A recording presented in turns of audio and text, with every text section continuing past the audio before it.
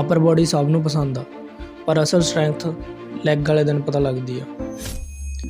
ਹਾਂਜੀ, ਅੱਜ ਮੇਰੀ 365 ਡੇਜ਼ ਟਰਾਂਸਫੋਰਮੇਸ਼ਨ ਜਰਨੀ ਦਾ 24ਵਾਂ ਦਿਨ ਆ ਤੇ ਅੱਜ ਮੇਰਾ ਲੈਗ ਡੇ ਆ। ਵਾਰਮ ਅਪ ਕਰਨ ਤੋਂ ਬਾਅਦ ਮੈਂ 3 ਸੈੱਟ ਸਕੁਆਟਸ ਦੇ ਲਾਏ। ਇਹਦੇ ਨਾਲ ਮੈਂ ਆਪਣੇ ਲੈਗਸ ਦੇ ਸਾਰੇ ਮਸਲਸ ਐਕਟਿਵ ਕਰ ਲਏ। ਇਸ ਤੋਂ ਬਾਅਦ ਮੈਂ 3 ਸੈੱਟ ਜੰਪ ਸਕੁਆਟਸ ਦੇ ਲਾਏ।